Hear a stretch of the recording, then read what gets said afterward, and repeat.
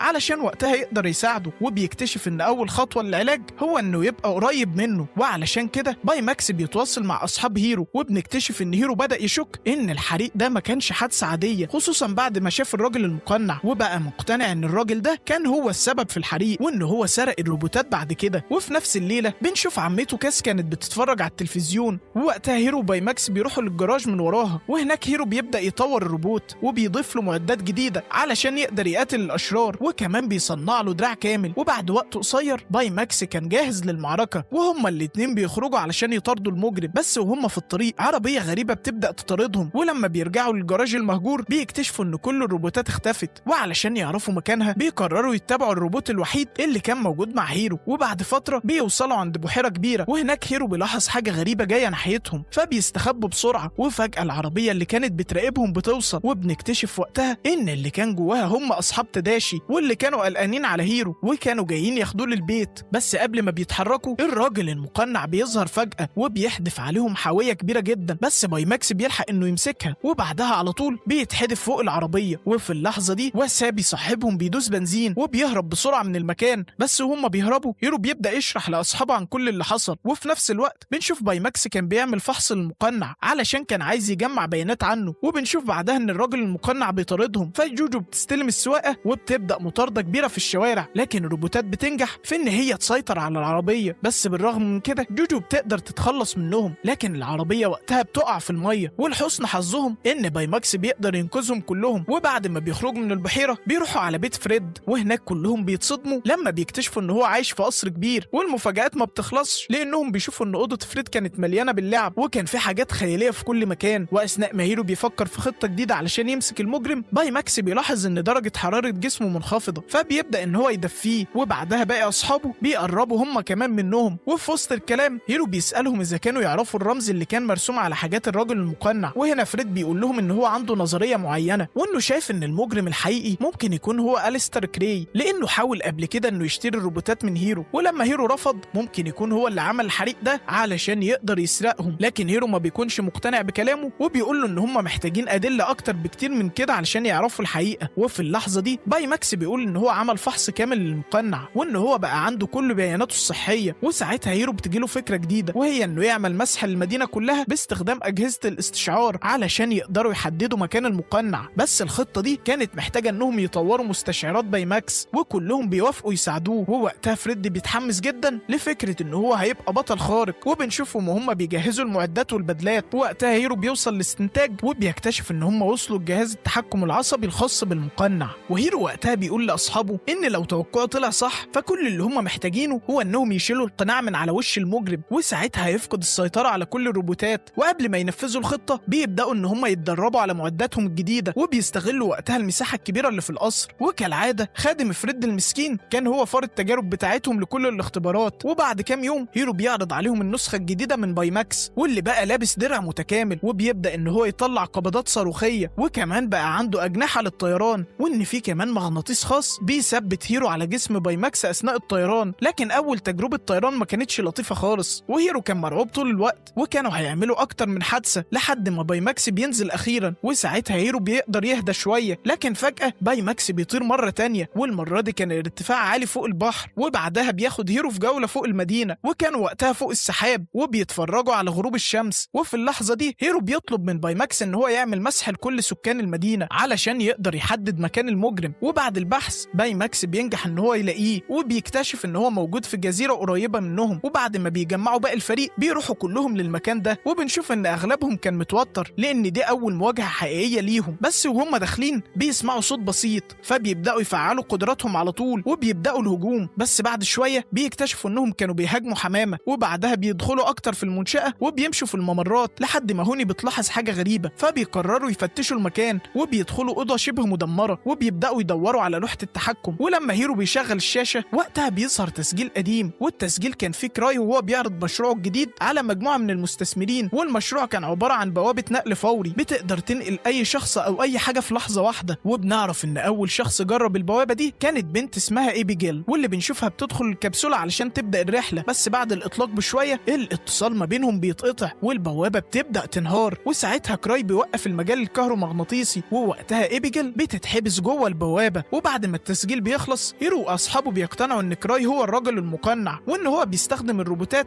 علشان يعمل بوابة جديدة. لكن فجأة المجرم الحقيقي بيظهر قدامهم وبيبدأ يحدف عليهم صخرة كبيرة، وباي ماكس بيتدخل على طول وبيمنعها من إن هي تموتهم. وبعدين بيستخدم قبضته الصاروخية علشان يقدر يحرر الفريق، وبعدها كلهم بيتعاونوا علشان يقدروا وبيقدروا يشيلوا القناع من عليه، بس الراجل المقنع بيقدر ان هو يهزمهم واحد ورا التاني، وفريد بيكون اول واحد يقع فيهم، وبعدها جوجو بتحاول انها تشغله عنها علشان تقدر تهاجمه، وفي نفس الوقت هوني بترمي واحده من كراتها عليه بس هي بتفشل في انها تجيبها فيه، وبعدها وسابي بيتدخل وبيستخدم سيف الليزر بتاعه علشان يقدر يدافع عن نفسه، وفي النهايه كل افراد الفريق بيتغلبوا. لكن فجاه هيرو وباي ماكس بينزلوا من السماء، واخيرا بيقدر هيرو ان هو يشيل القناع من على وش المجرم، وهنا بيتصدموا لان المجرم الحقيقي ما كانش هو كراي، وبيعرفوا وقتها ان المجرم الحقيقي كان هو البروفيسور كالهان، وبنكتشف انه اثناء الحريق استخدم الروبوتات علشان يحمي نفسه من الانفجار، وده معناه ان تاداشي مات وهو كان يقدر ينقذ نفسه. ولما هيرو بيعرف بالحقيقه دي بيتضايق جدا وبيؤمر باي ماكس ان هو يقتل كالهان، بس بنعرف ان باي ماكس بيرفض لان برمجته الاساسيه بتمنعه من ان هو يأذي البشر. وهنا هيرو بيشيل الشريحه الاصليه اللي تاداشي كان مركبها فيه وبيحط شريحه تانية بتسمح لباي ماكس ان هو يهاجم، وبنشوف ان الفريق كان بيحاول يوقفه، ووقتها كالهان بيستغل الفوضى دي وبيرجع القناع من تاني وبيحاول ان هو يهرب بالروبوتات. وفي وسط كل ده هوني بتقدر ترجع الشريحه الاصليه لباي ماكس، ووقتها بيرجع لطبيعته من جديد، بس هيرو بيكون لسه متضايق وبيحاول انه يغير الشريحه مره تانية، بس باي ماكس بيمنعه وبيقول له ان مهمته هي علاج المرضى والمصابين مش ان هو يأذي الناس. وبعدها باي ماكس بيعرض عليه تسجيل قديم كان تاداشي صوره بنفسه، والتسجيل كان بيظهر فيه كل المحاولات الفاشله لتشغيل باي ماكس، وبعد 84 محاوله اخيرا الروبوت بينجح انه يشتغل، وساعتها تاداشي كان فرحان جدا لانه عارف ان اختراعه هيساعد ناس كتير. ولما هيرو بيشوف التسجيل ده بيتأثر جدا وبيبدأ يعتذر لباي ماكس عن كل اللي هو حاول يعمله. وفي اللحظه دي باقي الفريق بيوصل وكان معاهم فلاشه فيها تسجيل جديد، وكانوا لقوه جوه جزيره، ولما بيشغلوا الفيديو بيكتشفوا حاجه مهمه، وهي ان إبيجيل كانت هي بنت البروفيسور كالهان، وعشان كده كالهان كان عايز ينتقم من كراي وكان بيحمله مسؤوليه كل اللي حصل لبنته. وبنشوف في نفس الوقت ده ان كراي كان بيستعد علشان يفتتح المقر الجديد لشركته، لكن فجاه الراجل المقنع بيظهر وبيخطف كراي قدام الكل. وهنا كالهان بيكشف لهم الحقيقه وبيقول لهم ان بنته ماتت بسبب غرور واستهتار كراي، لانه كان عارف ان البوابه ما كانتش لسه جاهزه، وبرضه خلى إبيجيل انها تدخلها، وعلشان ينتقم منه بيستخدم الروبوتات علشان يعيد بناء جهاز النقل ويدمر كل حاجه مهمه عند كراي. لكن قبل ما خطته تكمل هيرو وفريقه بيوصلوا للمكان وبيحاولوا يقنعوه ان الانتقام مش هيحل حاجه، بس كالهان بيرفض ان هو يسمع كلامهم وبيبدا ان هو يهاجم الطلاب، وكمان بيقدر يوقع باي ماكس. ووسط كل اللي بيحصل ده هيرو بيتحدف بعيد وبيتسحب جوه البوابه الكبيره، واصحابه حاولوا ينقذوه بس الروبوتات بتحاصرهم وبتمنعهم ان هم يتحركوا. ولما هيرو بيشوفهم في خطر بيطلب منهم يركزوا ان هم يدمروا الروبوتات نفسها، لانها لو دخلت البوابه مش هتقدر تنفذ اوامر كالهان تاني. وفي اللحظه دي باي ماكس بيقدر يتحرر بعد ما عرف ان هيرو في خطر وبيجري بسرعه علشان ينقذه. وبعد ما الفريق كله بيتجمع هيرو بيطلب من اصحابه انهم يركزوا على تدمير الروبوتات وهو هيشتت انتباه كالهان، وبعدها القتال بيستمر وعدد الروبوتات بيقل بشكل كبير لحد ما كالهان بيفقد اكتر من نصها. وفي النهايه باي ماكس بينجح في ان هو يشيل جهاز التحكم العصبي من على راس كالهان، وساعتها بيفقد السيطره على الروبوتات. لكن فجاه البوابه بتبدا تنهار وكل حاجه حواليها بتبدا تنسحب ناحيتها، وكراي وقتها بيقول للكل ان مفيش اي طريقه يوقفوها بيها وبعد شويه هتنفجر كلها، وان الحل الوحيد ان كلهم لازم يهربوا بعيد. بس في الوقت ده باي ماكس بتجيله اشاره حيه كانت جايه من جوه البوابه، وبيقرر وقتها ان هو يدخل جوه لان مهمته الاساسيه هو انه ينقذ اي شخص محتاج مساعده. وبعد الفحص بيكتشف ان في ست موجوده هناك وكانت في حاله ثبات كامل، ووقتها هيرو بيفهم الحقيقه وبيعرف ان الست دي كانت هي إبيجيل بنت كالهان، وعلشان كده بيقرر يدخل مع باي ماكس علشان ينقذوها. وبعد ما بيعدوا البوابه بيلاقوا نفسهم في عالم غريب ومختلف، بس هم بيدوروا على الكبسوله كان لازم يتفادوا كميه كبيره من الحطام اللي كان منتشر في كل مكان. وبعد رحله صعبه بيقدروا اخيرا يوصلوا لإبيجيل، وبعدها بيطلعوها من الكبسوله وبيبداوا بعد كده رحله العوده. لكن قبل ما بيوصلوا البوابه قطعه حطام كبيره بتظهر فجاه قدامهم، ووقتها باي ماكس بيرمي نفسه قدام هيرو علشان يحميه، بس الضربه دي بتدمر الدرع كله وكمان بتعطل محركات الطيران. وساعتها باي ماكس بيعرف ان هو مش هيقدر يخرج من المكان، بس برضه كان مصمم ان هو ينقذ هيرو وإبيجيل. ووقتها هيرو بيحاول ان هو يلاقي اي حل علشان ينقذ صاحبه، بس الوقت كان بيخلص بسرعه لان البوابه كانت خلاص هتنفجر. وهنا باي ماكس بيسال هيرو اذا كان بقى افضل، ووقتها هيرو بيقول له ان هو بخير. فباي ماكس بينفذ اخر خطوه قبل ما يتوقف خالص وبيطلع قبضته الصاروخيه علشان تزق هيرو والكبسوله بره البوابه، وقبل لحظات من انفجار البوابه بيقدروا هما الاتنين يهربوا. اما باي ماكس فبيفضل جوه العالم الغريب ده، وبعد شويه عربيات الاسعاف كلها بتوصل للمكان وبينقلوا إبيجيل للمستشفى. اما كالهان فبيقبضوا عليه وبتعدي اسابيع وهيرو بيبدا دراسته في الجامعه من تاني مع اصحابه، بس بس بالرغم من مرور الوقت هو كان لسه مفتقد بايماكس. وفي يوم من الايام وهو في المعمل بتطلع قبضة بايماكس القديمة من صندوق كرتون وبيحطها وسط حاجاته، بس وهو بيفحصها بيكتشف مفاجأة جميلة، وان شريحة بايماكس الأصلية كانت موجودة جوه القبضة، وكل ذكرياته وبرمجته كانت لسه محفوظة عليها. وساعتها هيرو بيبني جسم جديد بالكامل للروبوت، وبعد ما بيركب الشريحة بايماكس بيرجع للحياة من تاني وكمان بكل ذكرياته القديمة. ووقتها هيرو بيفرح جدا، وفي النهاية هيرو وأصحابه بيكملوا حياتهم كفريق من الأبطال وبيستمروا في إنهم يحموا المدينة ويساعدوا أي حد محتاجهم. وبكده الفيلم بتاعنا بيخلص لسهرة النهاردة، فلو عجبك الفيلم ما تنساش تظبطنا بلايك وكومنت وسبسكرايب. وبس كده، اشوفكم في سهرة جديدة من سهرات نوستالجيا. سلام.